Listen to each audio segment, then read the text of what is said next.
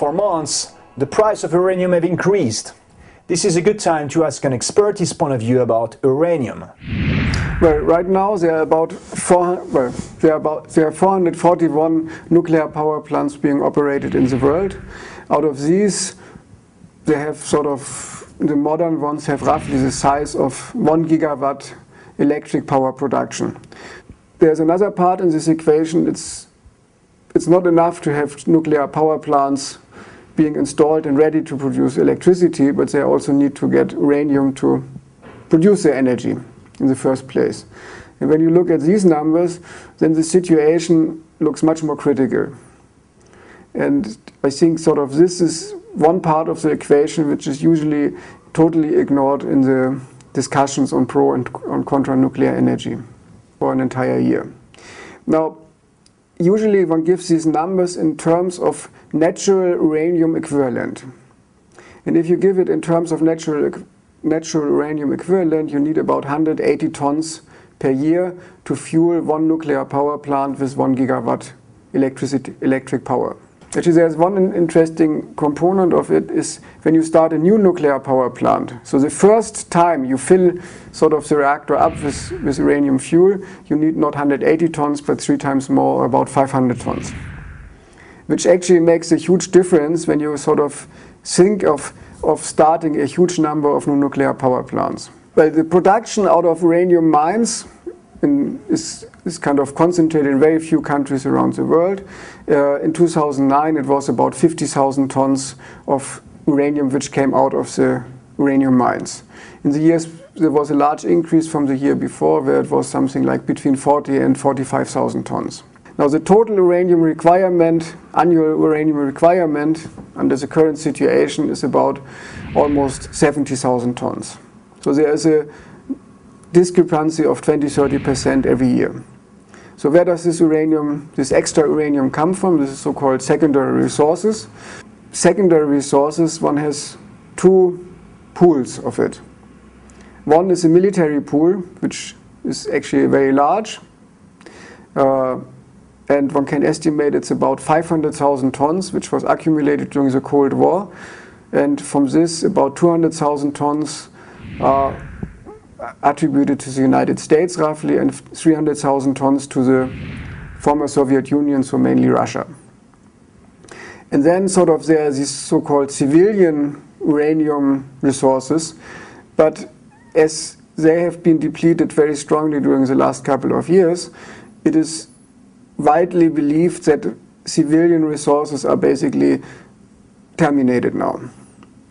And then there is another contribution to the secondary resources is from fuel recycling, which contributes maybe 1,000 to 3,000 tons a year.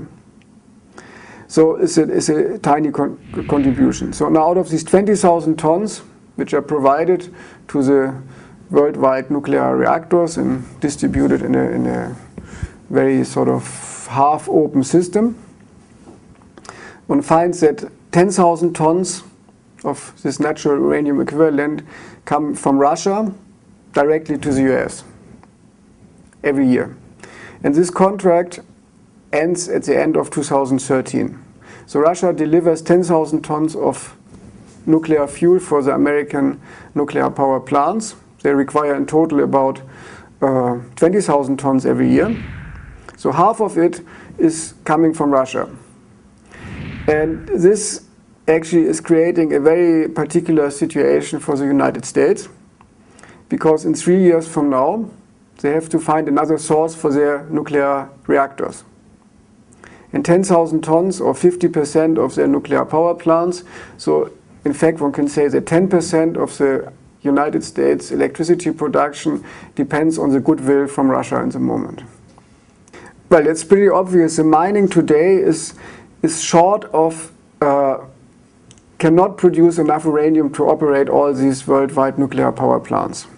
Many of the existing functioning uranium mines, they all reach some kind of retirement age also during the next 5 to 10 years.